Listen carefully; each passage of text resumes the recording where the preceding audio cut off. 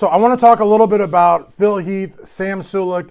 I think it was like an interview or something that I had seen, and they asked him about Sam. Now Sam's blowing up. He's doing, the meals, and he's doing the training. He does his shorts, and so a lot of people like Sam. He's not a competitor. I don't think he's ever competed. I don't think he wants to compete. That's not his thing. But somebody asked Phil about him, and Phil's doing like a movie right now. He's got a movie that's out. He's got the bodybuilding show. He's got a lot of things he's doing. And, I think he's met Sam. I wrote an article for Iron Magazine, in fact, and I do believe that they met. And I do believe that Phil liked him. I mean, what's not to like about Sam? He's a meathead. You know what I mean? He's like 20 years old or something like that, 20, 21. And he just goes to the gym. He's got a big deal with Hostile Subs, Fuad Abiyad's company. It translated well at the Arnold Classic. A lot of people wanted to meet him. So he's not just an internet sensation. People like him in real life. And, all he really does is he makes his food, goes to the gym. I don't even know if he talks about gear, honestly. He may, but he doesn't promote it like, other people. And he also doesn't knock people for using it. He doesn't promote natural bodybuilding or knock it either. There's a saying that I hear a lot in the bodybuilding world, and I don't like it because it goes against everything I stand for, but it's stay in your own lane. I don't stay in my own lane. I don't color in the lines. I do whatever I want. I've always done this, and it's gotten me in a lot of trouble over the years.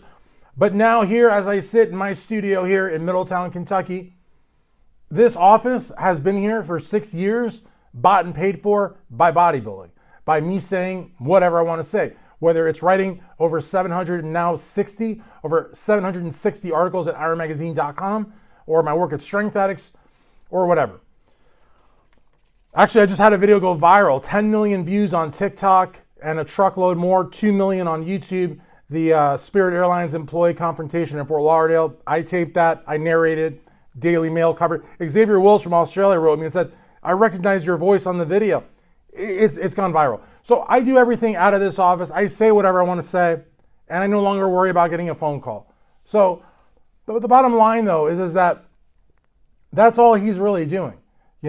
He's doing what I'm not doing, because I talk about everything. I say whatever. He stays in his own lane.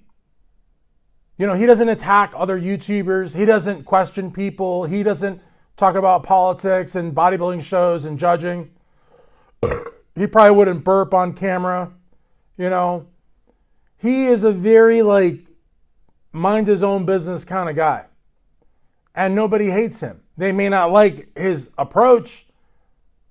They may not like that he's so popular because, again, as I said in my article for ironmagazine.com, which I don't know when it's going to get published because I'm not the publisher, but I basically said is that he became huge by not really doing anything that would make you think he would go huge. He eats, he trains, he sleeps, he talks about the lifts. He's not attacking anybody. He's not living off a liver. He's not, he's just a bodybuilder. But he's just a bodybuilder that whatever he touches turns into gold.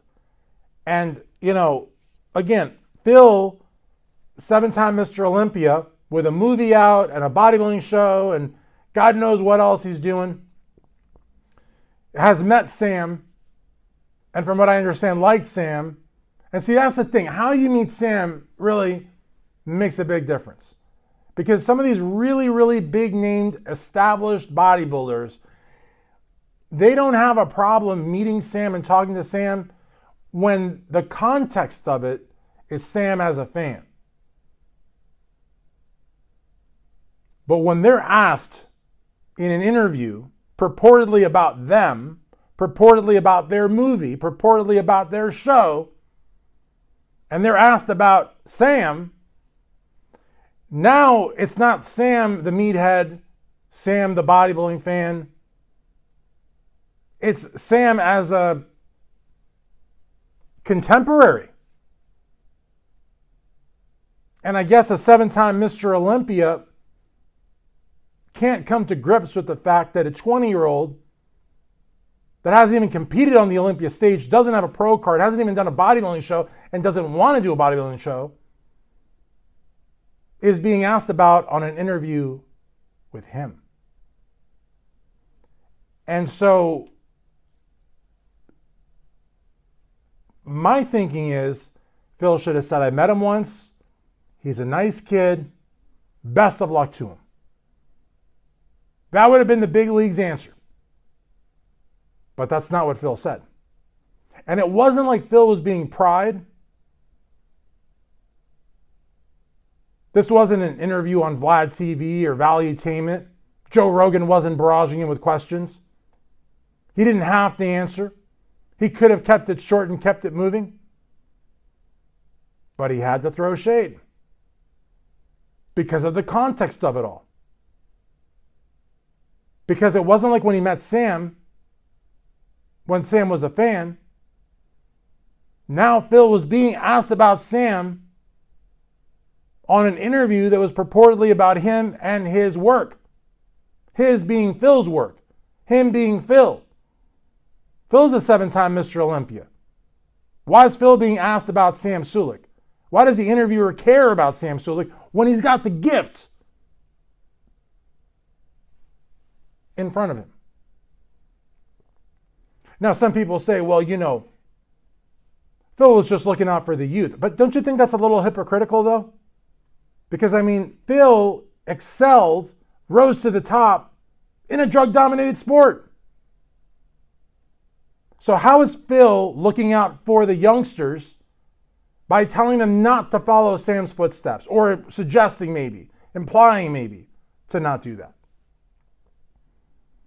When he's probably got more syringes in him than a pincushion. Because not only is it like an unspoken fact that you've got to use gear to get a pro card, we're talking about a guy that won the Super Bowl of bodybuilding 7 consecutive times. How is he, on any level, to tell youngsters not to do what Sam is doing? I don't know. To me, it sounds like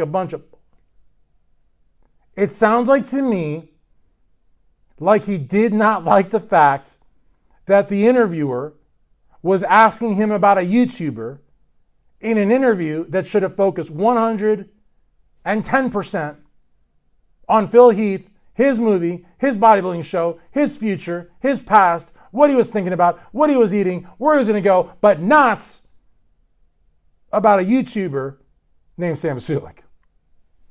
That's just my take. That's what I wrote in my article for IronMagazine.com. I invite you to read that article. I invite you to leave your comments on this video.